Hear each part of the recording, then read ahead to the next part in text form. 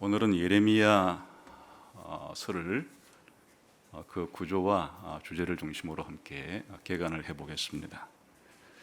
먼저는 이 예레미야서의 배경에 대해서 좀 살펴보고, 그 다음에 예레미야서의 구조를 살피고, 그 다음에 예레미야의 핵심 메시지 주제를 본 다음에 마지막으로 어떻게 오늘 우리 시대에 우리가 적용하면 좋겠는가 하는 문제로 그렇게 살펴보도록 하겠습니다.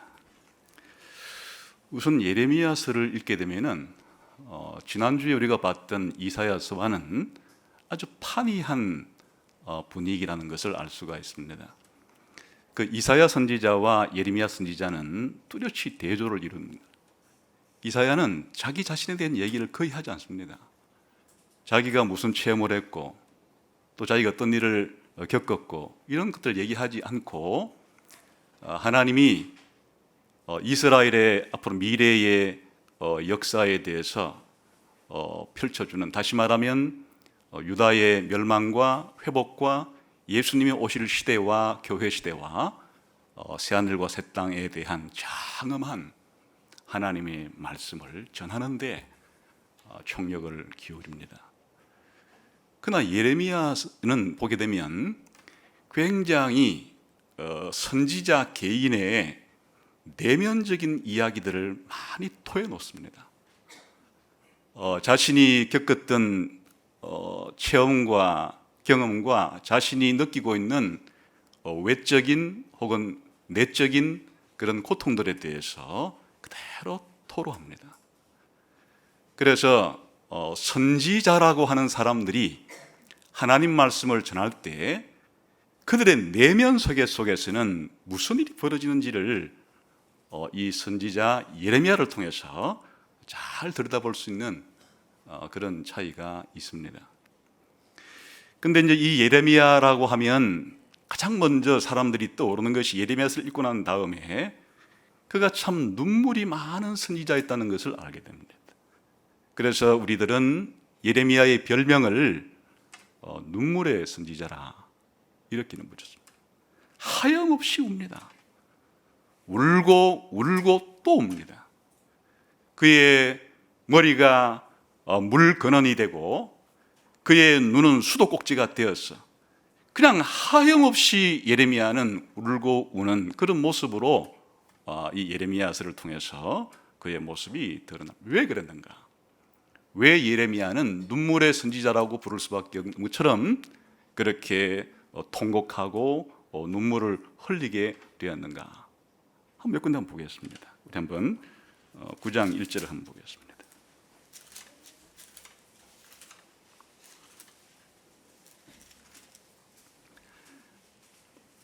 시작. 어찌하면 내 머리는 물이 되고 내 눈은 눈물 근원이 될고 죽임을 당한 딸 내 백성을 위하여 주야로 올리로다.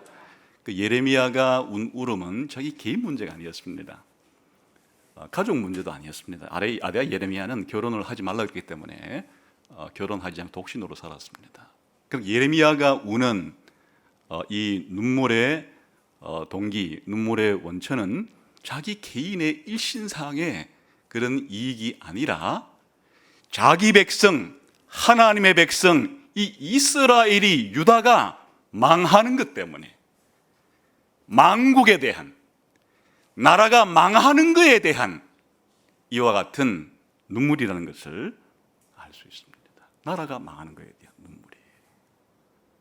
그 다음에 한번 봅시다. 13장 17절 조금 뒤로 넘겨서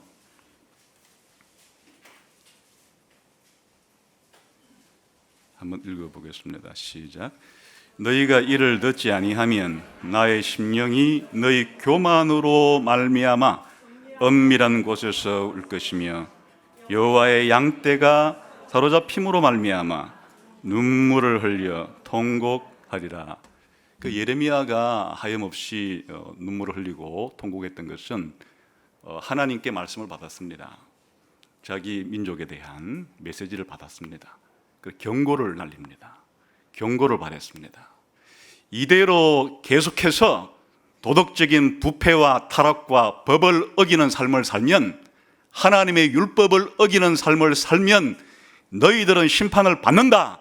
돌이켜라. 회개해라. 돌아와라. 마음을 바꿔라. 이렇게 예레미야가 경고를 합니다. 들어주면 좋은데 이 이스라엘의 유다의 왕과 선지자들 그리고 백성들이 마음이 교만해가지고 하나님의 말씀을 듣지 않습니다. 예레미야의 경고를 받아주지 않습니다. 그러니까 하염없이 오는 것이에요. 그리고 그 결과로 어떻게 될 것인가 하니까 바벨론이라고 하는 나라에 멸망을 당해서 포로로 잡혀가게 될 것에 대한 이것 때문에 내가 이렇게 통곡한다 이렇게 말하죠. 그 다음에 한 장을 넘겨보겠습니다. 14장 17절입니다. 시작. 너는 이 말로 그들에게 이르라. 내 눈이 밤낮으로 그치지 아니하고 눈물을 흘리리니 이는 처녀 딸 내 백성이 큰 파멸 중한 상처로 말미암아 망함이라. 마찬가지 얘기입니다. 밤낮으로 울 수밖에 없는 것은 하나님의 백성이 자신들의 이 부도덕과 이 법을 어기는 하나님의 법을 어기는 이 문제 때문에 망한다 하는 문제로 이렇게 울고 있습니다. 예레미야는 살아가면서 많은 고통을 안고 살았습니다. 이 고통은 먼저 자신이 처해 있는 개인적인 그런 내적인 고통으로 비롯되는데요. 하나님이 아예 예레미야에게 결혼하지 말라 그럽니다. 원래 하나님이 한 남자와 한 여자를 지어서 아담과 하와를 지을 때 둘이 한 몸을 이루어서 부부가 되어서 생육하고 번성하기를 원하는 것이 하나님의 뜻인데, 그러니까 이 결혼이란 제도 자체를 하나님이 만들었고 결혼을 통해서 생육하고 번성하는 것이 하나님의 뜻인데, 다시 말하면 결혼이라는 것 자체가 하나님의 뜻이고 하나님이 원하는 건데 왜 하나님이 개인적으로 예레미야에게는 결혼하지 말라고 그렇게 명령했는가 하니까 곧 나라가 망할 거기 때문이에요. 우리가 요즘 젊은이들이 잘 연애도 하지 않고 결혼도 하지 않으려고 하는, 또 결혼을 해도 자식을 잘 낳는다고 하는 그런 풍토가 생긴 것은 살 길이 막막하니까 내가 결혼을 해서 아내를 먹여 살리기가 쉽지 않고, 또 결혼을 했다 할지라도 자식을 낳았을 때 자식을 잘 먹이고 입히기가 쉽지 않다고 하는 불안감 때문에 그렇게 망설이듯이, 전쟁이 나가지고 자식들이 죽어나갈 텐데, 이스라엘 자체가 뿌리 뽑힐 텐데, 자식을 낳아서 자식을 낳는다는 것 자체는 곧 바벨론의 칼날에 죽임을 당하거나 바벨론 포로로 끌려가는 비참한 일을 당할 미래이기 때문에 하나님이 그것을 예레미야에게 상징적으로 보여준 거예요. 그런 일이 곧 닥칠 거다. 그러니까 너는 결혼을 안 한다고 하는 이 너의 이 상징적인 행동 자체가 곧 앞으로 너희들이 이렇게 살다가 무슨 일을 당할지에 대한 아주 구체적인 상징으로 그렇게 결혼하지 말라고 했습니다. 그러니까 얼마나 마음이 고통스럽겠습니까? 그런데 예레미야의 이런 삶의 고통은 내면적인 고통, 아까 봤죠. 나라가 망하는 것을 알고 있으니까 하나님이 말씀해 줬기 때문에, 또 백성들이 하나님 말씀을 듣지 않고 순종하지 않고 이르되 망하겠다고 하는 그런 내적인 고통만이 아니라 실질적으로 외형적으로 많이 박해를 받았어요. 비난을 받았어요. 그 누구로부터 그랬는가 하니까 가족과 친척, 친구들로부터 버림받습니다. 예레미야에게 가장 가까운 사람들, 가족이겠죠, 친구겠죠, 친척이겠죠. 전부 다 한결같이 예레미야가 전하는 말이 부정적이었거든요. 나라가 잘 될 거다, 이렇게 살면 나라가 부강하게 될 거다, 좋은 말을 하지 않고 그냥 너희들이 지금 하고 있는 것이 하나님의 법에 비추어 볼 때 엉망진창의 삶이고 너희들이 이렇게 살다가는 나라가 망한다는 얘기를 하니까, 나라가 망한다는 얘기를 듣고 좋아할 사람이 어디 있겠어요? 또 그들은 이렇게 하나님께서 이렇게 계속 자신들이 살면 심판할 거라에 대한 감각이 없기 때문에 뭐 이렇게 우리가 살아가는 거에 대해서 뭐가 문제가 된단 말이야, 이런 생각을 하고 피평스럽게 살아가고 있기 때문에 예레미야의 이 부정적인 미래에 대한 전망에 대해서 받아들일 수가 없으니까 그렇게 예레미야에 대한 비난을 하는 거예요. 그뿐 아니라 이스라엘의 지도자였던 왕들과 제사장과 선지자들로부터도 박해를 당했습니다. 나라의 운명을 결정짓는 것은 왕이기 때문에 예레미야가 말을 하는 것이에요. 한 왕에게는 구체적인 방법까지 알려줍니다. 당신이 애굽의 친밀한 정책을 쓰고 있는데 그러다가는 더 강대한 바벨론에게 망합니다. 하나님께서 말씀하시기를 바벨론에 의해서 심판을 받을 거랬기 때문에 그나마 나라를 반쪽짜리 정도라도 보존하려고 하면 바벨론에 항복하는 길이 그게 나라를 완전히 망하는 길보다는 나은 길입니다. 어차피 하나님께서 바벨론을 통해서 이 나라를 심판하기 작정한 이상 심판은 피할 길이 없으니까 최소한이라도 나라의 많은 부분들을 건져내려고 하면은 바벨론에게 항복을 하고 바벨론의 포로로 잡혀가서도 그곳에서 평안하게 그렇게 살 준비를 하라고 이렇게 말하니까 좋아할 왕이 어디 있겠어요?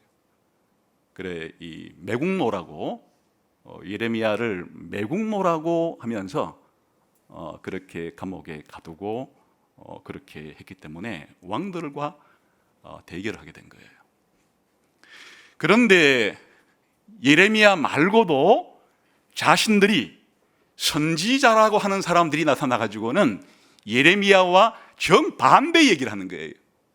하나님이 이 나라를 안전하게 지키기 때문에 저 예레미야처럼 나라가 망한다는 얘기는 예레미야가 거짓 선지자다. 하나님이 우리와 함께 계시는데 왜 이 나라가 망한단 말이냐? 이렇게 부추기면서 하나님의 말씀을 받은 예레미야와 정반대의 메시지를 그렇게 전하는 거짓 선지자가 있었기 때문에 이 거짓 선지자와 예레미야가 다툴 수밖에 없었어요. 그들로부터 박해를 받을 수밖에 없었습니다. 그러니까 예레미야는 이와 같이 가장 가까운 가족과 친구들로부터도 그리고 그 나라의 실세들로부터도 그리고 더 나아가서 국민 전체로부터도 이렇게 비난을 받고 비난에 그치는 것 정도가 아니라 매를 맞고 감옥에 툭 당하고 하는 일들로 40년의 생애를 보냈습니다. 그래서 예레미야가 이렇게 눈물의 선지자가 될 수밖에 없었던 이유는 그가 살았던 시대에 영향이 있습니다. 예를 들어서 다윗과 솔로몬처럼 이스라엘이 최고로 부국 강병을 이루었던 시대에 선지자였던 나단 선지자가 이렇게 최고의 빛나는 영광스러운 황금 시계를 이룬 이런 다윗 시대에 울 필요가 뭐가 있어요? 하나님이 다윗에게 약속을 해가지고 동서남북의 모든 적들을 다 정복할 거라고 하는 위대한 약속을 다윗에게 해주는 그런 시대의 나단 선지자에게는 이런 마음을 가질 필요가 없죠. 그런데 항상 시대는 동일하지 않고 나라의 형편도 항상 같지가 않아서 예레미야 시대에는 예레미야가 언제 부름받는가니까 다시 한번 돌아와서 1장 1절에 보겠습니다.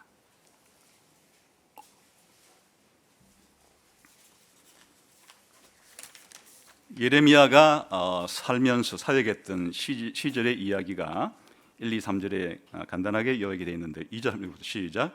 아몬의 아들 유다왕 요시야가 다스린 지 13년에 여호와의 말씀이 예레미야에게 임하였고, 이제 이 얘기는 연도로 말하면 주전 627년경입니다.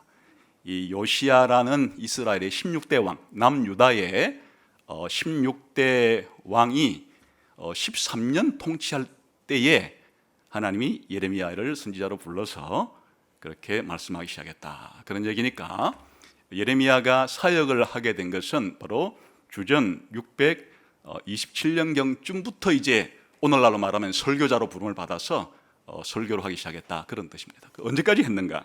3절은 언제까지 했는가를 말합니다. 시작.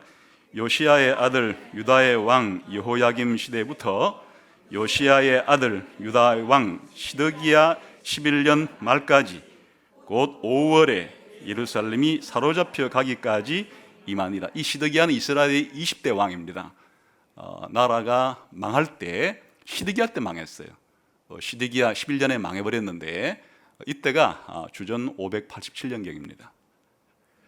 그러니까 예레미야의 사역 자체는 이스라엘이 망하기 직전 40년 정도에, 거의 오늘날로 말하면 하나님 방송이죠. 이 예레미야 방송이 뭔가 하니까 남유다가 망하기 40년 전부터 하나님은 시시때때로 예레미야의 입을 통해서 방송을 틀어줬는데, 너희들이 그대로 살면 망한다, 계속해서 죄를 지으면 그리고 회개하지 않으면 망한다, 계속 너희가 이렇게 끝까지 버티면 내가 너희들을 심판할 수밖에 없다, 이런 이야기를 40년 동안에 계속해서 나라가 망하기 직전 40년 동안, 요즘으로 말하면 방송이나 마찬가지예요. 예레미야 입을 통해서 그렇게 전달되었던 내용들이 이렇게 지금 기록된 것이니까, 그러니까 이 분위기가 예레미야가 이렇게 울 수밖에 없었던 건 사실 그가 살았던 시절 자체가 나라가 망한다는 것을 알고 있고 이대로 망해가는 모습을 계속 지키다 실제로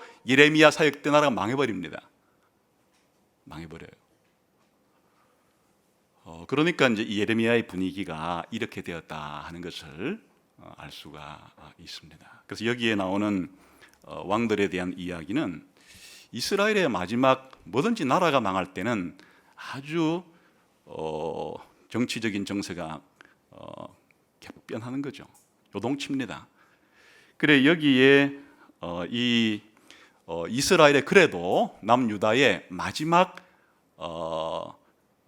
그나마 살기 좋았던 시절이 이 요시야라는 왕 때예요. 이게 16대 왕인데 31년간 통치를 합니다. 개혁도 하고 해서 요시야 왕 때는 우리나라로 말하면 영종조 시대처럼 조선 시대의 마지막 한번 그런 그나마 나라의 꼴이 제대로 갖춰진 마지막 시대가 이 요시야 왕 때예요. 그렇게 31년 정도 통치했으니까 꽤 오래 통치했다는 것 자체가 나라가 어느 정도 유지가 되었다는 뜻이죠. 그런데 그 다음에 이제 나머지 17대, 18대, 19대, 20대 이 네 유다의 마지막 왕들은 이 요시야의 세 아들이 차례로 왕이 되고 그 중에 손자 하나가 왕이 돼요. 그러니까 요시야 왕의 세 아들과 손자 한 명이 다스렸는데, 이들이 다스렸던 기간이 처음 여호아하스라고 하는 요시야의 왕이 3개월 다스리다가 애굽 왕에게 잡혀서 애굽으로 끌려가서 애굽에서 죽습니다. 3개월 통치를 하다가 강대국 이집트에 그렇게 잡히고 그렇게 끌려가서 죽는다. 그 다음에 다른 이제 왕, 여기 나오는 여호야김이라고 하는 또 요시야의 아들인데 11년 정도 그렇게 이제 통치를 합니다. 하다가 바벨론에 대한 반대의 정책을 펴다가 이 느부갓네살이라고 하는 바벨론 왕이 쳐들어왔을 때 완전히 성에 함락되기 전에 죽어버립니다. 그래서 그 다음에 여호야김의 이 11년 통치하다 그랬고, 아들이, 그러니까 요시야의 손자인 여호야긴이 이제 왕이 되었는데 3개월 만에 느부갓네살 왕에게 의해서, 바벨론 왕에 의해서 또 그 침공을 했을 때 칩니다. 져서 이 여호야긴이라고 하는 요시야의 손자가 바벨론으로 붙잡혀 갑니다. 3개월 통치하다가 붙잡혀 가요, 바벨론으로. 그리고 이제 마지막 요시야의 남은 아들 하나, 시드기야를 그렇게 꼭두가시 왕으로 세우고 가는데, 이 시드기야도 나중에 또 반바벨론 정책, 바벨론에게 저항하다가 결국에는 587년경에 느부갓네살의 침공을 받고서 시드기야도 도망치다가 자기 붙잡혀가지고 자식들 다 죽어버리고 자기는 두 눈이 뽑힌 채로 바벨론으로 끌려가서 나중에 죽습니다. 이게 이스라엘 유다 왕국의 최후예요. 그러니까 나라꼴이 말이 아닌 거예요. 이 네 왕들이 3개월 통치, 11년 통치, 3개월 통치, 11년 통치하다가 이집트라고 하는 강대국과 바벨론이라고 하는 강대국 사이에서 틈바구니에서 갈팡질팡하다가 그렇게 완전히 나라를 멸망시켜버린 그런 이야기가 배경을 이루고 있는 것이. 그러니까 이제 이 예레미야서를 읽을 때는 이와 같은 남유다 왕국 멸망 직전 40년의 스토리에 대한 기본적인 이런 시국에 대한 이해가 있어야 예레미야가 전하려고 하는 메시지가 무슨 내용을 담고 있는가 하는 것을 알 수가 있는, 이런 상황이니까 눈물을 통곡을 하지 않을 수가 없는 그런 상태라 그 말이죠. 그러면 예레미야서라고 하는 이 선지서의 내용이 그런 40년 동안 사역한 것을 지금 모아놓은 거죠. 40년 동안 말씀을 전한 것들을 이제 모아놓은 거니까 일목요연하게 체계적으로 모았으면 구조를 파악하기 쉬울 텐데, 우리가 읽어보아도 이게 연대적으로 모아놔, 쉽게 말하면 예언을 한 그 순서적으로 모았는지 아니면 주제별로 모았는지 그게 분명치가 않아요. 어떤 곳은 연대적으로 모은 것 같기도 하고 어떤 곳은 주제별로 모은 것 같기도 해서 이 예레미야서의 구조를 명확하게 예레미야서 전체가 이렇게 구조가 짜여져 있다 파악하기가 쉽지는 않습니다. 그래서 많은 구조에 대한 제한이 있는데, 저는 크게 좀 우리 성도들이 이해하기 쉽게끔 하기 위해서 단순하게 구조를 좀 나눠보려고 합니다. 세 부분으로 구조를 나누려고 하는데,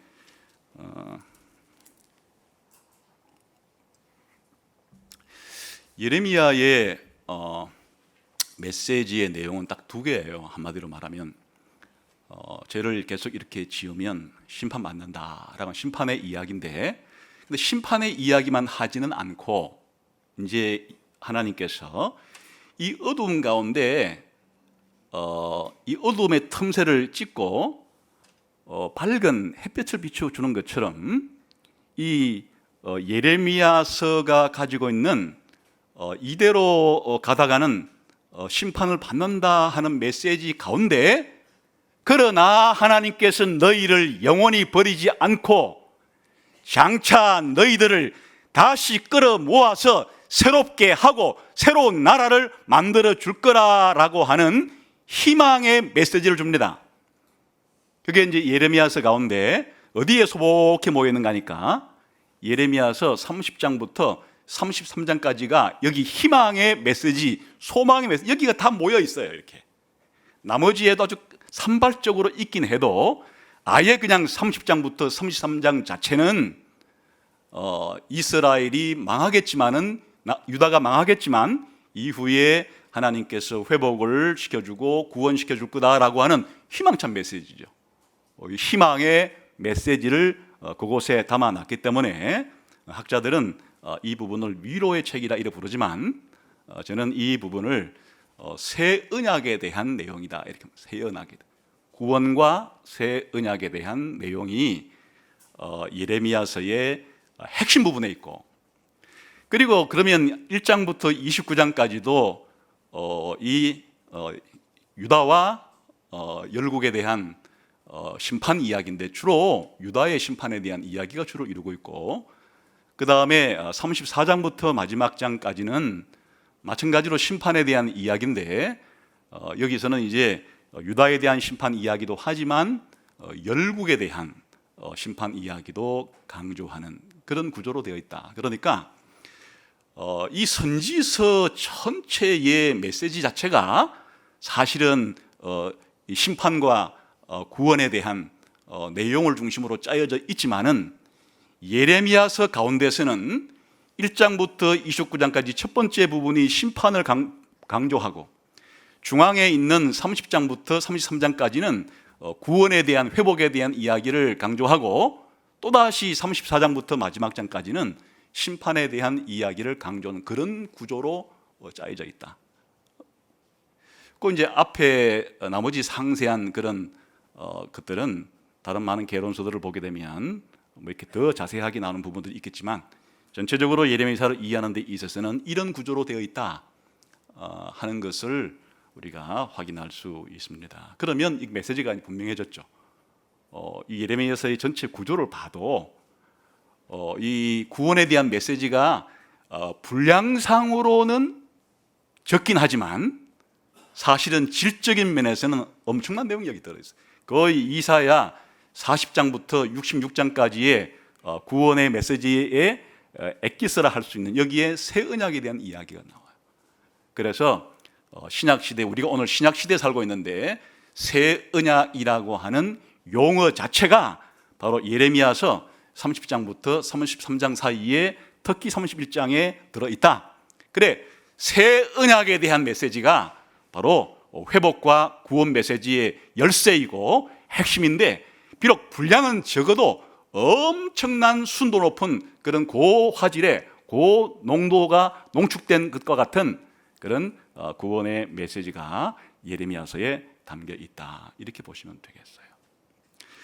그러면 이와 같은 구조에 따르는 심판과 구원의 메시지가 사실은 예레미야가 선지자로 부름받을 때부터 하나님 말해줘요. 앞으로 내가 너를 부른 목적 자체가 왜 불렀고 너에게 전하라고 하는 메시지가 무슨 내용이 될 거라는 것을 예레미야를 선지자로 부를 때부터 하나님이 알려줍니다. 그게 1장이 예레미야가 선지자로 부름받는 장면인데요. 다시 1장으로 들어가 봅시다.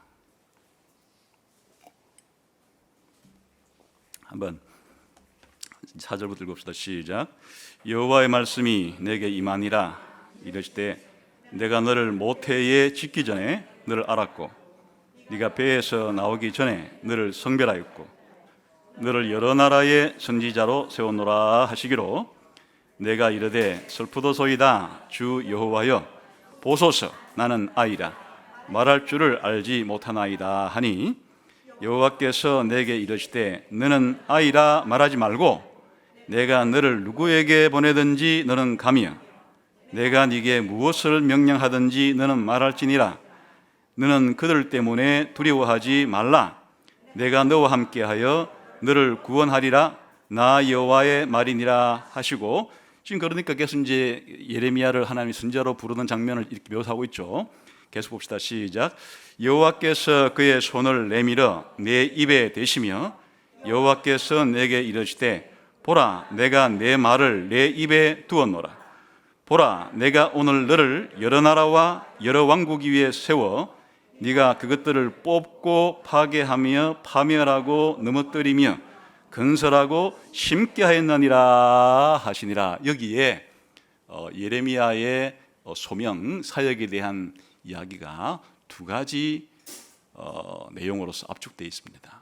한 가지는 뭔가 하면 하나님이 예레미야를 단순한 유다의 선지자뿐 아니라 열국의 선지자로 세웠는데 예레미야가 해야 될 말을 예레미야 스스로 상상하거나 지어낸 말이 아니라 하나님이 예레미야에게 전하라고 한 말을 예레미야는 전하는 여호와 하나님의 대변인이라는 사실을 예레미야의 입을 정결케 하시고, 바로 네가 하는 말은 내가 너에게 하라고 하는 말을 네가 담대하게 전해야 되는 것이니라 하는데, 그 다음에 10절에 보게 되면 그 내용이 뭔가니까 이런 유다 왕국뿐 아니라 이 열국에 대해서 뭘 할 내용을 말을 한가 하면 부정적이죠.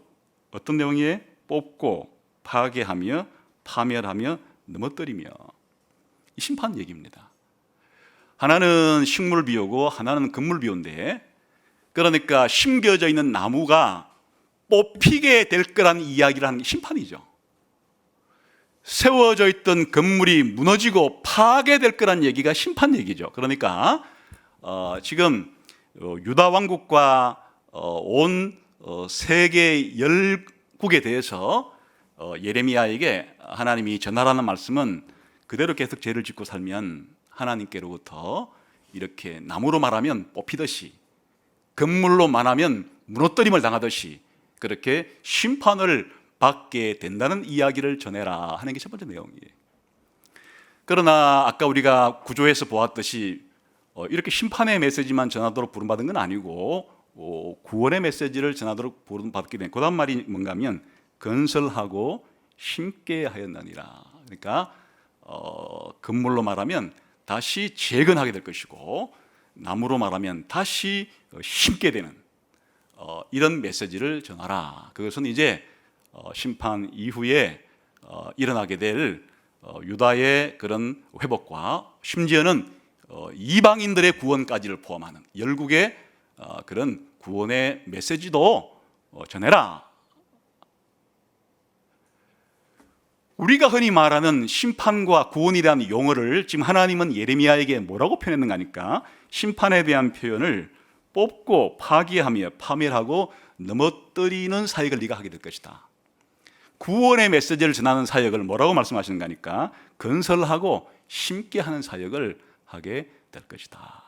이렇게 부름받은 것이. 사실 예레미야만 이런 메시지를 전하도록 부름받은 것은 아닙니다. 모든 선지자가 다 그래 부름받은, 모든 선지자의 메시지는 딱 요약하면 하나님의 법대로 살지 않으면 하나님께 심판을 받는다는 심판의 메시지와 장차 하나님의 은혜로 너희가 구원받게 될 거라고 하는 구원의 메시지, 이렇게 다 그냥 총정리할 수가 있어요. 그런데 특별히 하나님께서는 예레미야에게는 좀 더 이제 나라가 임박했고 나라가 망할 그런 시점에 왔기 때문에 좀 더 분명하게, 좀 더 자세하게 그렇게 말씀을 하시고, 그러나 그 뒤에 구원의 메시지도 함께 전하라고 하시는 거죠. 그 다음에 하나님이 예레미야에게 환상을 보여줍니다. 두 가지 환상을 보여주는데 이 두 가지 환상이 이 메시지를 또한 보여주는 것이, 한번 볼까요? 11절부터 봅시다. 시작. 여호와의 말씀이 또 내게 임하니라. 이르시되 예레미야야 내가 무엇을 보느냐 하시매 내가 대답하되 내가 살구나무 가지를 보나이다. 여호와께서 내게 이르시되 내가 잘 보았도다. 이는 내가 내 말을 지켜 그대로 이루려 함이라 하시니라. 또 계속 읽습니다. 여호와의 말씀이 다시 내게 임하니라. 이르시되 내가 무엇을 보느냐 대답하되 끓는 가마를 보나이다. 그 윗면이 북에서부터 기울어졌나이다 하니 여호와께서 내게 이르시되 재앙이 북방에서 일어나 이 땅의 모든 주민들에게 부어지리라. 내가 북방 왕국들의 모든 족속들을 부를 것인즉 그들이 와서 예루살렘 성문 어귀에 각기 자리를 정하고 그 사방 모든 성벽과 유다 모든 성읍들을 치리라. 여호와의 말이니라. 네가 뭘 보느냐? 살구나무 가지를 보나이다. 네가 뭘 보느냐? 끓는 가마가 기울어진 것을 보나이다.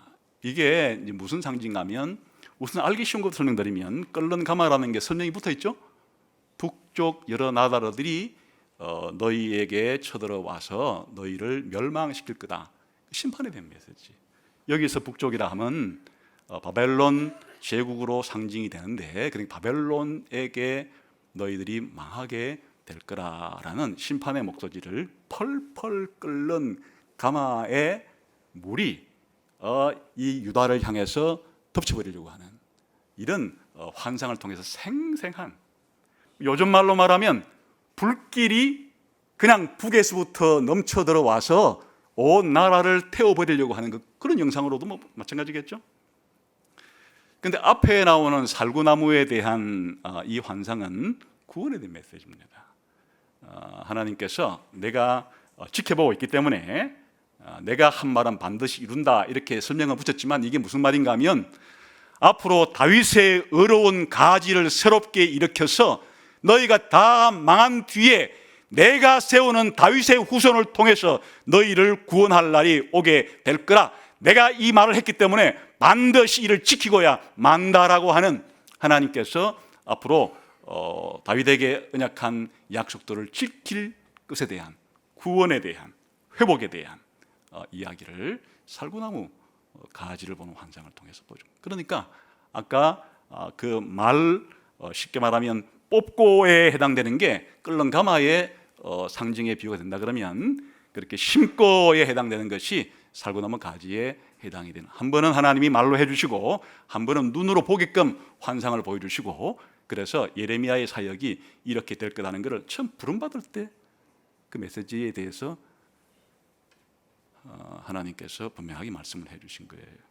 그래서 거의 이제 2장부터 29장까지의 이야기와 또 34장부터 마지막 52장까지 얘기는 끓는 가마에 대한 얘기가 주를 이루는 것이에요. 그걸 상세하게 설명한 것이 보면 되겠고, 오늘 남은 시간에 우리들에게는 이렇게 심판에 대한 이야기를 뚫고 하나님께 주시는 회복과 구원에 대한 메시지가 우리들에게 소망을 주는 메시지니까 그 부분이 담겨있는 30장부터 33장까지가 중요하겠는데, 이것을 다 볼 수는 없겠고, 그 중에 가장 엑기스가 된 노른자위가 되는 31장 31절부터 34절을 보겠습니다. 이게 이제 살구나무 가지로 표현된, 건설하고 심는다고 표현된 것에 대한 구체적인 이야기입니다. 그래서 한번 예레미야 31장 31절부터 34절을 보겠습니다. 이것이 예레미야서 전체에 가장 빛나는 보석입니다.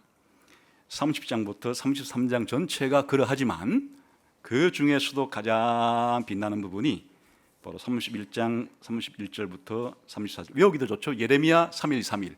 예레미야 31장에 31절부터가 구원에 대한, 새 언약에 대한 약속이다. 봅시다. 시작.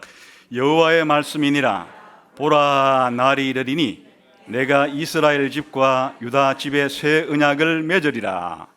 이 언약은 내가 그들의 조상들의 손을 잡고 애굽 땅에서 인도하여 내던 날에 맺은 것과 같지 아니할 것은, 내가 그들의 남편이 되었어도 그들이 내 언약을 깨트렸음이라. 여호와의 말씀이니라. 그러나 그날 후에 내가 이스라엘 집과 맺을 언약은 이러하니, 곧 내가 나의 법을 그들의 속에 두며 그들의 마음에 기록하여 나는 그들의 하나님이 되고 그들은 내 백성이 될 것이라.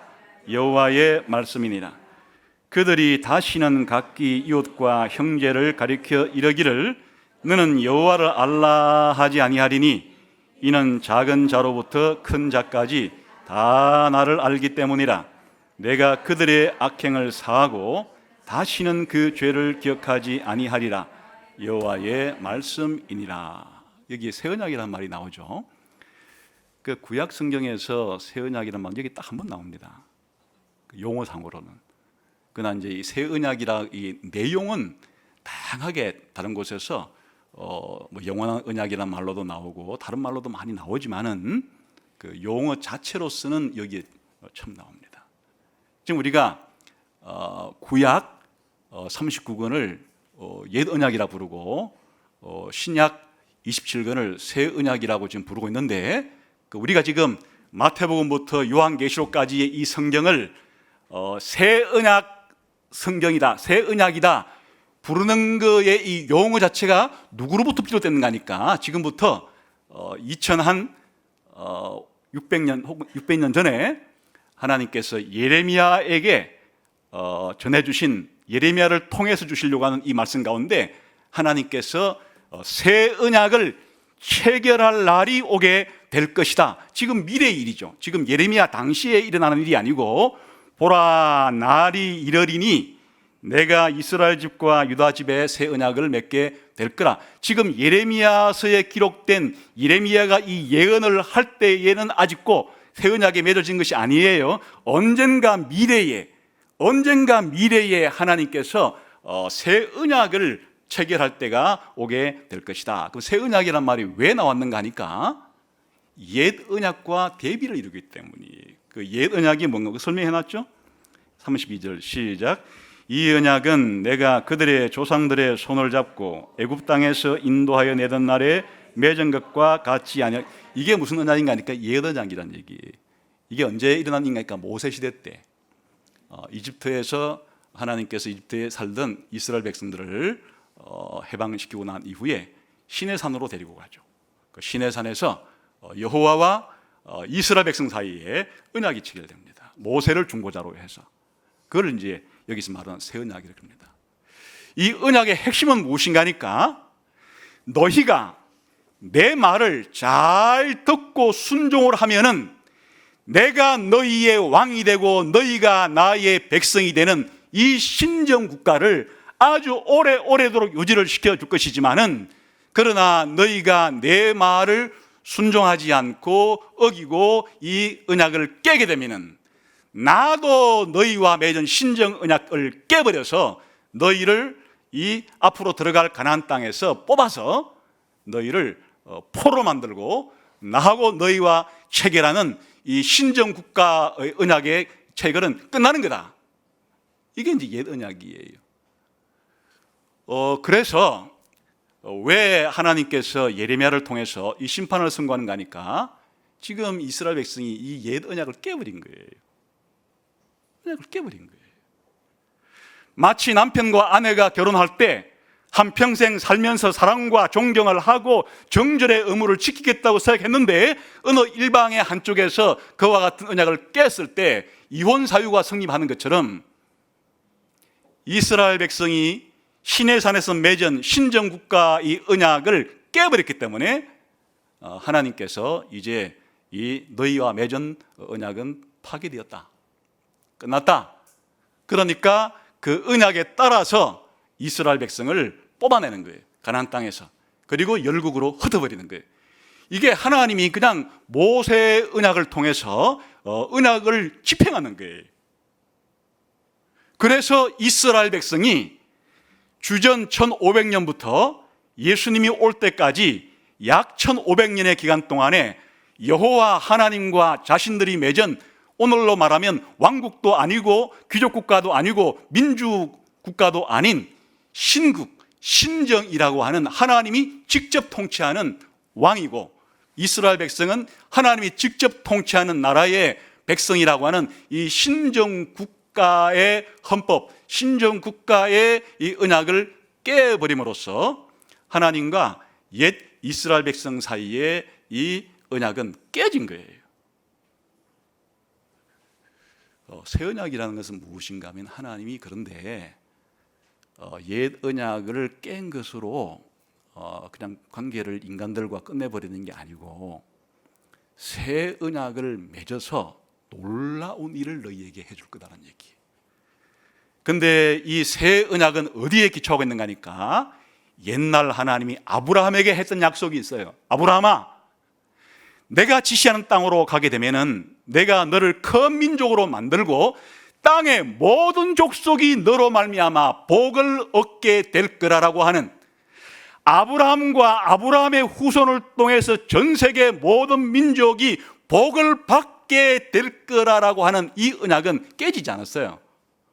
하나님이 일방적으로 자신이 이렇게 하겠다고 한 일방적인 은혜, 그 약속에 가까운 언약이었기 때문에 지금 이 모세 언약은 깨졌지만은 아브라함 언약은 그대로 유효한 것이에요.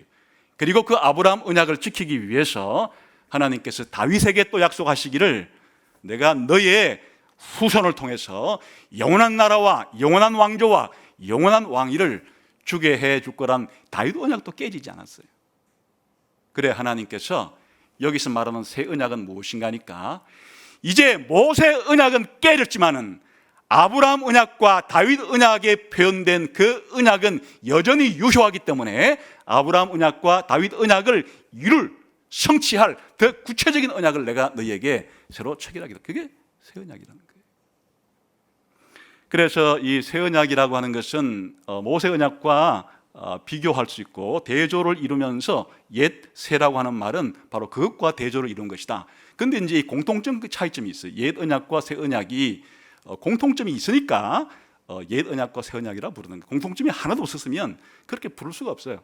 그러니까 이 옛 언약과 새 언약 사이에는 공통점도 있고 차이점도 있기 때문에 옛 언약이다, 새 언약이다 부르는 거다. 그러면 옛 언약과 새 언약의 공통점은 무엇인가 하니까 언약의 목적은 영원 불변이에요. 하나님이 언약을 맺어서 뭐 하겠다는 거예요?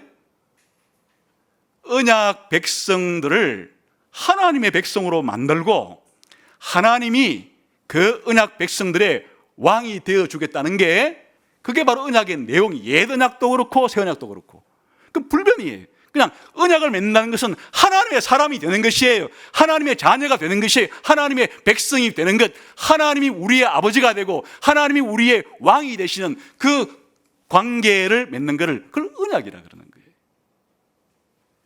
여기에 봅시다.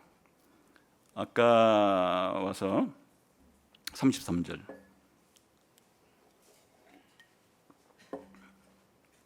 읽어봅시다. 시작.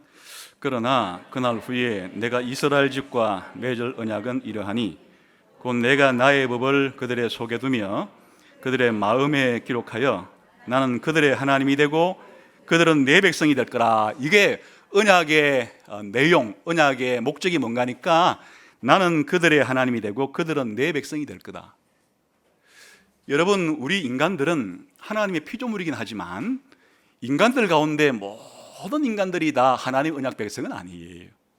모든 인간들 가운데 아담을 조상으로 해서 범죄하고 타락했기 때문에 그 타락하고 범죄한 인류 가운데 하나님이 특정한 사람을 불러 선택하고 뽑아서 그들과 언약을 맺는 거예요. 그러니까 모든 사람이 하나님의 언약 백성이 아니고 하나님은 주권자로서 통치자로서 모든 사람과 모든 피조물의 왕이시긴 하지만 언약적인 의미에서는 하나님께서 특별하게 이렇게 뽑아서 언약을 체결한 그 사람들의 왕이 되어주시고 아버지가 되어주시고 구원자가 되어주시는 거예요.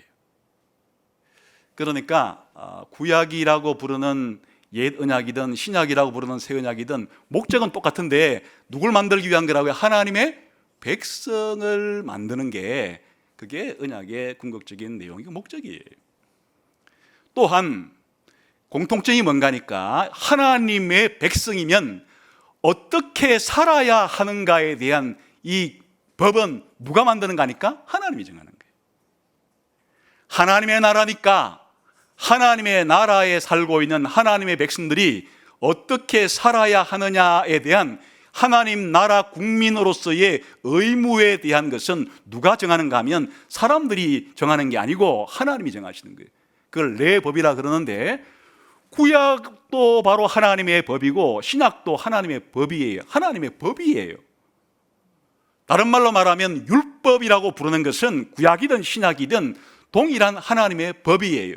그 율법의 핵심이 십계명인데 그 십계명의 핵심이 무엇인가 하니까 하나님을 사랑하고 이웃을 사랑하라는 게 이게 하나님의 법이에요. 이게 구약시대 이스라엘 백성이건 신약시대 교회든지 간에 하나님의 백성들에게 하나님이 준 법은 아주 심플하게 말하면 하나님을 사랑하고 이웃을 사랑하라.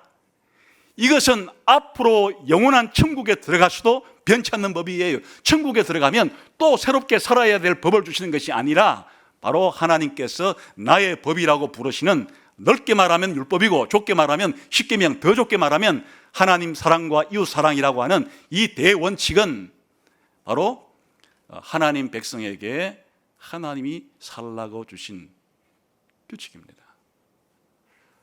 이걸 더 상세하게 적용하면 하나님의 법을 펼치게 되는 것이고, 더 일반화시키게 되면 율법과 십계명과 하나님과 이웃 사랑으로 이렇게 요약이 될 수가 있겠죠. 이게 공통점이에요. 그런데 차이점이 뭔가니까 똑같은 법이긴 한데 법을 기록하는 판이 달라요. 옛 언약은 돌판에다 기록했어요. 돌판에다가 하나님께서 율법을 요약하는 십계명을 새겼어요. 그러니까 구약 시대의 이스라엘 사람들은 하나님의 법이 이스라엘 사람 밖에 있었어요. 그 돌판에 기록했으니까 자신들의 마음 밖에 있었다고요. 그래서 차이점이 뭔가 하면 이 좋은 하나님의 법을 바꿔서도 지킬 수가 없었어요. 자신들의 마음 자체가 죄로 물들었기 때문에, 악한 본성으로 가득 들어차 있었기 때문에 하나님의 법이 아무리 좋아도, 이것처럼 좋은 법이 어디 있어요? 창조주를 사랑하고 또 하나님 만든 피조물을 다 사랑하되 특별히 다른 사람들을 그렇게 내 몸처럼 사랑하라, 이렇게만 하면 이게 천국인 거죠. 하나님을 온전히 사랑하고 다른 인간들을 온전히 사랑하고 이렇게 되는 나라가 있다면 그게 바로 천국이죠. 그 법 자체는 좋은데 문제는 어디 있는가 하니까 마음이 문제예요. 옛 법을 받았던 이스라엘 사람들은 좋은 하나님의 법을 받기는 했으나 마음은 돌처럼 아주 단단한 마음을 가지고 있었기 때문에 그러한 마음을 가지고 하나님의 법을 지킬 수가 없어서 깬 거예요. 지킬 수가 없어서 못 지킨 거예요. 그래 사단이 났던 것이에요. 그런데 새 언약이라고 부르는 법의 독특한 특징이 뭔가 하니까 하나님이 아예 이 법을 사람들의 마음속에 새겨버린다. 사람의 마음에 새긴다는 것이 뭘 말하는 걸까? 비유적인 표현이죠. 사람의 마음에 새긴다는 얘기는 사람의 마음을 새롭게 바꾼다는 얘기예요. 새 마음을 준다는 얘기. 그래서 이 법을 이제는 지키고 순종할 수 있는 마음을 주어서 법을 지킬 수밖에 없게 해준다는 게 마음에 새긴다는 것인데, 다른 동의어적인 표현으로서는 마음의 할례를 행하라 하는 것과 동일한 표현이, 또 다른 표현으로서는 내가 내 영을 너희의 마음에 두어라는 말과도 동의어에, 다시 말하면 이런 일이 일어나는 것은 하나님의 영, 성령께서 사람의 속에 오셔야 하나님의 영이 사람들의 마음을 바꾸어 주어야만 하나님의 법을 지킬 수가 있는데, 하나님께서 자신의 영을 사람들의 마음에 부어주어서 사람들로 하여금 이 하나님의 법을 지킬 수 있도록 해주신다는 이 차이점이 큰 차이점이죠. 신약시대의 용어로 말하면 거듭남, 중생이란 뜻이에요. 바로 새 언약의 특징은 하나님께서 사람의 마음을 바꾸어 내신다. 마음을 바꾸시는데 마음의 할례를 받은 것처럼 성령을 통해서 거듭나게 하심으로써 그렇게 마음의 내법을 기록하게 될 것이다. 이게 새 언약이에요. 두 번째 큰 차이는 어디에 있는가 하니까 하나님을 아는 지식의 이 범위가 달라요. 한번 34절 봅시다. 시작. 그들이 다시는 각기 이웃과 형제를 가리켜 이르기를 너는 여호와를 알라 하지 아니하리니 이는 작은 자로부터 큰 자까지 다 나를 알기 때문이라. 보편성이에요. 구약 이스라엘 옛 언약의 특징이 특수성이에요. 하나님과 이스라엘 민족이라고 하는 세계 여러 민족 가운데 한 민족, 그리고 하나님이 말씀을 전할 때도 특히 선지자들을 통해서, 왕을 통해서, 그리고 제사장을 통해서 이것들이 실현될 수 있도록 하는 이런 구약 시대에는 아주 특수성이 중요한 원리였는데, 이제 신약 시대가 오게 되면 완전히 보편적으로 바뀌게 되는 거예요. 큰 자부터 적은 자라고 하는 것은 요즘 말로 말하면 남녀노소 빈부 귀천을 막론하고 하나님을 믿고 하나님을 사랑하고 하나님께 순종하는, 요즘 말로 말하면 여호와를 믿는 일이 일어나게 될 것이다. 이게 하나님 아는 지식이라는 뜻이에요. 하나님을 아는 지식, 요즘 말로 말하면 하나님을 믿고 하나님을 사랑하고 하나님을 순종하는 일이 남녀노소 빈부 귀천을 막론하고 모두에게 일어나게 될 것이다. 더 나아가서는 이스라엘 민족에게만 한정되지 않고 유대인이든 이방인이든 민족과 나라와 언어와 모든 것을 초월해서 하나님을 아는 지식이 모든 사람들에게 임하게 될 거라고 하는, 신약 시대의 신약 성경의 용어로 말하면 유대인이든지 이방인이든지 종이든지 자유인이든지 남자든지 여자든지 누구나 예수 그리스도를 믿으면 구원을 받게 되고 어렵다함을 얻게 될 거라는 얘기예요. 이게 지금 세 번째 큰 차이가 뭔가 하니까, 죄를 기억하되 어떻게 하시겠다고요? 영원히 사해 준다. 구약시대 이스라엘 백성들에게도 제사법을 가르쳐 주어서 자신들이 죄를 지으면 속죄 제사를 드리기도 하고 속건 제사를 드리기도 했으나 그건 예수님이 올 때까지 덮어놓은 거예요. 예수님이 올 때까지 그 죄를 잠시 덮어둔 거예요. 죄의 용서는 예수님의 피로 사해지는 것이 양과 비둘기와 염소의 피로 사해지는 것이 아니에요. 앞으로 오실 예수님에 의해서 너희들의 죄가 다 사해질 거라는 것을 미리 예표로, 모형으로 잠시 덮어둔 것이에요. 구약시대 이스라엘 사람들의 죄도 언제 사실은 완전히 용서가 되느냐? 예수님이 오셔서 십자가에서 피를 흘리신 그 예수님의 보배로운 피 때문에 아브라함도 모세도 그리고 이사야도 예레미야도 다 죄가 용서가 되는 것이고, 오늘날 아브라함뿐 아니라 저와 여러분 같은 신약시대 백성들도 그렇게 되는데, 예수님이 오셔서 십자가에 흘리신 이 보혈과 죽음을 통해서 이제는 지난해에 제사를 드렸다가 또 올해 제사를 드리고, 지난달에 제사를 드렸다가 또 이번 달 드리고, 어제 제사를 드렸다가 오늘 또 드리는 것은 계속 죄가 덮이기만 할 뿐 영원히 사해지지 않으니까 그렇게 했는데, 이제 예수님이 십자가에 죽으심으로 흘리신 보배로운 피 때문에 예수를 믿으면 영원히 단번이 죄를 기억하지도 않고 하나님께서 완전히 용서해 주는 그런 시대가 오게 될 거다, 그런 얘기. 엄청난 미래의 소망에 대해서 새 언약을 통해서 약속해 준 거예요.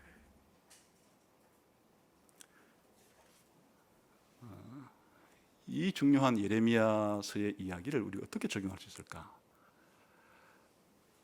이 예레미야서는 지금부터, 그러니까 2500년 그슬로 올라가게 되면 전쯤에 하나님이 예레미야를 통해서 주신 말씀들을 기록해 놓은 것인데요, 이 새 언약이 언제 성취되었나 하는 것이에요.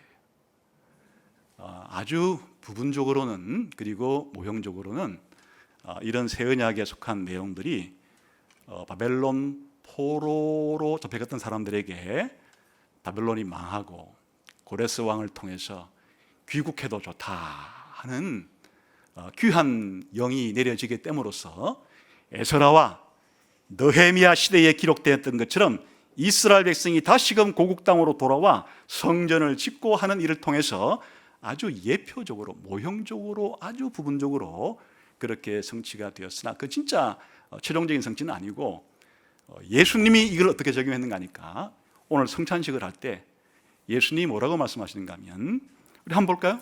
고린도전서 늘 읽던 구절이지만 다시 오늘 새롭게 11장.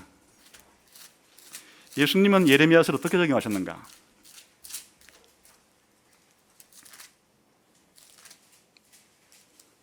11장 25절만 읽어봅시다. 시작.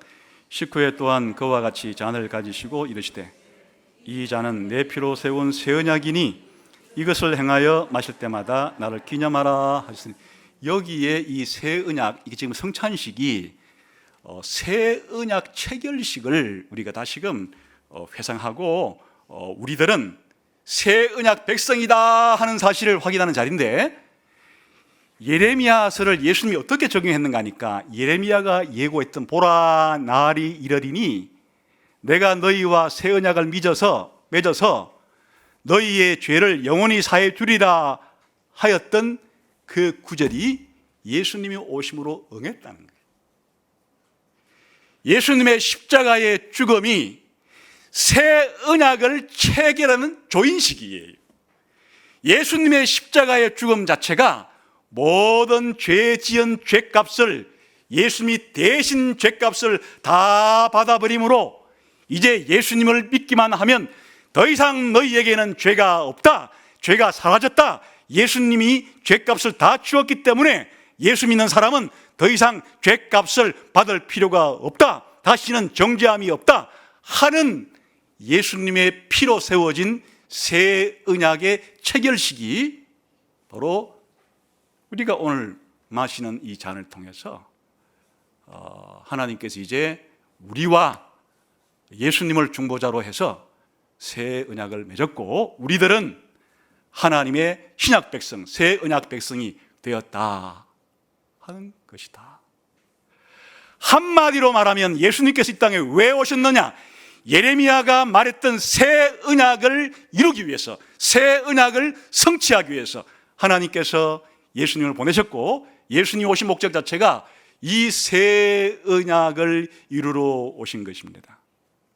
그래 예수님이 오셔서 사시고 죽으시는 이 과정을 통해서 이제 새 언약은 미래의 일이 아니라 오늘 우리에게는 이미 과거의 일이 되어버린 거예요. 새 언약이 체결되었습니다. 예수 믿는 사람들이 새 언약 백성이 되었습니다. 그래서 이 새 언약에 따라서 하나님은 예수 믿는 사람에게 성령을 주십니다. 성령께서 오셔서 우리를 거듭나게 하십니다. 우리의 돌 같은 마음을 바꾸어서 부드러운 새 마음을 주십니다. 이제 하나님의 법을 달게 느끼고 예수님이 성취하신 그 놀라운 법을 우리가 순종함으로써 그렇게 이루어 나가겠다고 하는 그런 의지를 결단을 하게끔 우리를 마음을 바꿔주신 것이에요. 마음판에 새기신 것이에요. 그리고 오늘날 이와 같이 남녀노소, 빈부, 기천 누구나 막론할 것 없이 예수님 믿게 된 것 자체가 바로 이것이 새 언약에 따르는 계약 조건이에요. 예수님이 그렇게 적용을 했습니다. 이제 세례 예레미야를 통한 새 언약은 미래 얘기가 아니에요. 이미 예수님을 통해서 이루어진 이야기예요. 두 번째, 사도 바울은 이 새 언약을 어떻게 적용하는가 하니까 자기 사역에 적용을 해요. 이제 예수님을 통해 새 언약이 체결됐으니까 이제 사도 바울은 새 언약의 사역자예요. 그래서 사도 바울이 어떻게 이 새 언약을 적용하는지 고린도후서 3장을 한번 봅시다.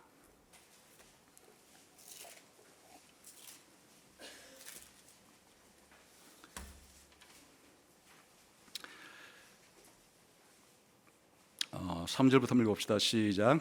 너희는 우리로 말미암아 나타난 그리스도의 편지니 이는 먹으로 쓴 것이 아니요 오직 살아계신 하나님의 영으로 쓴 것이며 또 돌판에 쓴 것이 아니요 오직 육의 마음판에 쓴 것이라. 우리가 그리스도로 말미암아 하나님을 향하여 이 같은 확신이 있으니 우리가 무슨 일이든지 우리에게서 난 것 같이 스스로 만족할 것이 아니니 우리의 만족은 오직 하나님으로부터 나느니라. 그가 또한 우리를 새 언약의 일꾼 되기에 만족하게 하셨으니 율법 조문으로 하지 아니하고 오직 영으로 함이니 율법 조문은 죽이는 것이요 영은 살리는 것이니라. 돌에 써서 새긴 죽게 하는 율법 조문의 직분도 영광이 있어 이스라엘 자손들은 모세의 얼굴에 없어질 영광 때문에도 그 얼굴을 주목하지 못하였거든. 하물며 영의 직분은 더욱 영광이 있지 아니하겠느냐. 정죄의 직분도 영광이 있은즉 의의 직분은 영광이 더욱 넘치리라. 영광되었던 것이 더 큰 영광으로 말미암아 이에 영광될 것이 없으나 없어질 것도 영광으로 말미암았은즉 길이 있을 것은 더욱 영광 가운데 있느니라.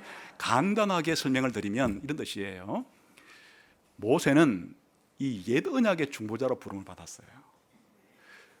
사실은 그걸 지키면 신정 국가가 잘 유지가 됐지만 못 지키면 심판받는다는 그거를 전함에 있어서도 하나님께 이 언약 체결의 중보자로 부름받은 모세 얼굴에 광채가 나가지고 사람들에게 나타날 때 모세의 얼굴을 수건으로 안 덮으면 사람들이 볼 수 없을 정도로 옛 언약을 증거하는 모세도 이렇게 영광스러웠는데 지금 이제 바울이 하는 얘기는 지금 신약 시대에 우리 복음을 증거하는 사역자들은 무슨 언약을 지금 전파하는 거예요? 새 언약을 전파하는 것이니까 옛날 옛 언약을 증거하는 모세도 영광스러웠지만은 새 언약을 증거하는 우리들은 훨씬 더 영광스러운 그런 사역을 하고 있는 것이다. 그런 대조를 하려고 하는 것이에요. 여러분에게 적용하면 구약 시대에 이스라엘 백성도 하나님 백성으로 부름받았으면 전 세계 모든 민족 가운데 영광스러운 사람들이었지만은 오늘 저와 여러분처럼 예수님 믿어 하나님의 백성이 된 우리들은 구약 시대의 이스라엘 백성이라고 하는 하나님 백성보다 훨씬 더 영광스러운 그와 같은 사람들이다. 이렇게 적용해도 되는 것이에요.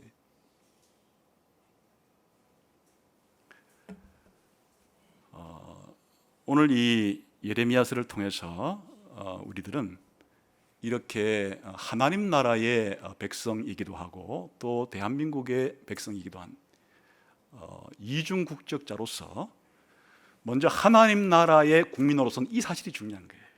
지금 방금 적용한 교회라는 것 자체가 뭐냐?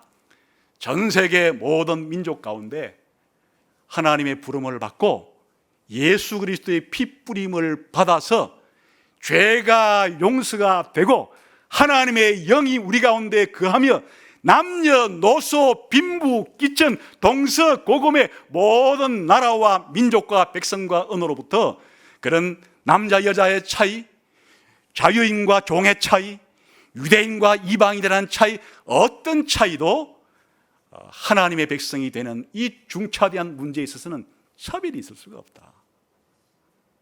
그와 같은 하나님 나라 국민으로서 교회가 무엇인지에 대한 적용을 할 수가 있겠고, 사실은 대한민국 국민으로서의 적용은, 직접적인 적용은 여기에서 그대로 나올 수는 없겠으나, 그냥 우리가 대한민국의 국민들이기 때문에 오늘 예레미야가 살았던 시절을 보게 되면 나라라는 것이 한번 세워져 가지고 영원 불변하는 것이 아니라는 사실을 알게 되고, 나라가 세워져서 더 부강하게 될 때도 있고 나라가 점차 기울어져서 망하게 되기도 하는 이 일에 있어서 내적인 원인과 외적인 원인들을 적용할 수 있습니다. 내적인 원인은 나라를 다스리는 이스라엘의 왕들이 앞장서서 교만하고 부패하고 백성들을 억압하고 하는, 그리고 거기에 장단을 맞추었던 선지자들과 제사장들과 온 국민들이 전부 다 한결같이 하나님 보시기에 도덕적인 엄청난 부패와 부정과 불법을 저지르던 것 자체는 하나님의 공의의 원칙에 의해서, 상벌의 원칙에 의해서 반드시 죄는 벌을 받고 의인은 하나님께 상을 받는다고 하는 원칙의 지배를 받을 수밖에 없는 것이에요. 그러니까 한 나라가 지도자들로부터 도덕적인 혹은 법을 지 마음대로 어기는 이런 일들이 벌어질 때는 만국의 징조라고 봐야 됩니다. 그 다음에 외적인 조건은 무엇인가니까, 약소국은 강대국의 틈바구니에 있기 때문에 어느 강대국을 자기 편으로 선택하느냐에 따라서 나라의 존망이 걸려 있다. 그래서 지금 이스라엘도 이런 북쪽에 있는 바벨론 제국과 남쪽에 있는 애굽 제국이라고 하는 곳의 틈바구니 사이에서 늘 줄다리기를 하다가 결국은 정치적으로 말하면 반바벨론 정책을 쓰다가 그렇게 망했다는 것이에요. 그러니까 이제 우리는 아까 기독교인으로서 적용할 점은, 이게 남자든 여자든 혹은 무슨 사상을 가지고 있든 예수 믿는 것 자체가 하나님 백성이라고 하는 이와 같은 놀라운 하나님 백성으로서의 전망을 가져야 하지만, 주님이 오실 때까지는 또 한편 우리가 살고 있는 나라의 시민이기도 하기 때문에 우리가 살고 있는 나라가 부강하게 되고 혹은 망하게 되는 이와 같은 문제는 성경에 누구 편을 들라 그런 말이 나와 있지 않으니까, 각자 여러분들이 나라가 아주 어려울 때는 정치 문제에 대한 관심을 많이 가져야 되는 것이, 가져서 이 나라를 움직이는 정치 제도와 경제 제도의 특징들이 각각 주장하는 바가 무엇이 다른지에 대해서 공부를 좀 해야 되는 것입니다. 책 가지고 공부하기 싫으면 방송들을 통해서 그렇게 공부를 해서 각자 여러분이 대한민국 국민으로서 우리가 살고 있는 이 나라가 주님 오실 때까지 혹은 내가 죽기 전까지는 그래도 신앙생활을 자유롭게 잘 할 수 있는 이런 나라가 되기를 원하는 쪽으로 여러분들이 판단을 하고 행동을 하면 되는 것이에요.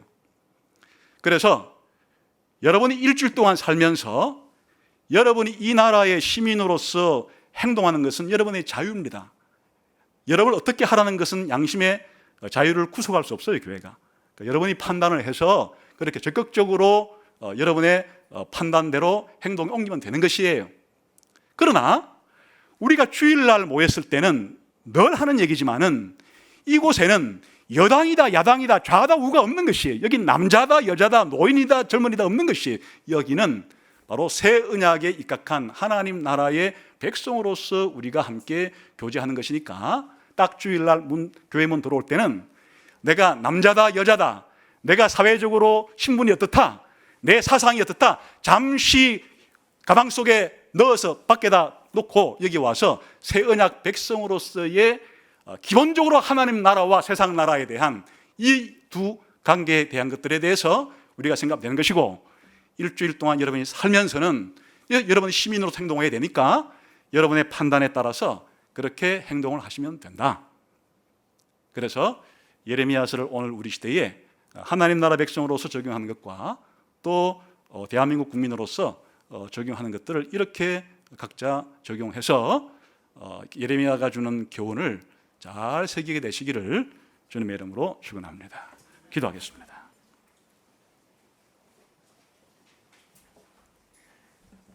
하나님 아버지, 저희를 이 시대에 대한민국의 백성으로 태어나게 하시고 더 나아가서 하나님 나라의 백성으로, 새 언약 백성으로 만들어 주신 것에 대해서 무한히 감사합니다. 오늘 우리의 신분이 어떠한지, 우리가 어떻게 살아야 되는지에 대한 교훈을 예레미야서를 통해서 다시 한번 우리가 잘 분별하고 우리의 삶 가운데 적용할 수 있는 저희 모두가 되게 해 주옵소서. 무엇보다 어두운 시대 가운데 하나님이 약속해 준 새 언약의 찬란한 희망에 대해서 우리 마음 가운데 깊이 자리 잡게 해 주시고 새 언약 백성답게 남은 생애를 살아가게 해 주옵소서. 예수님 이름으로 기도하옵나이다. 아멘.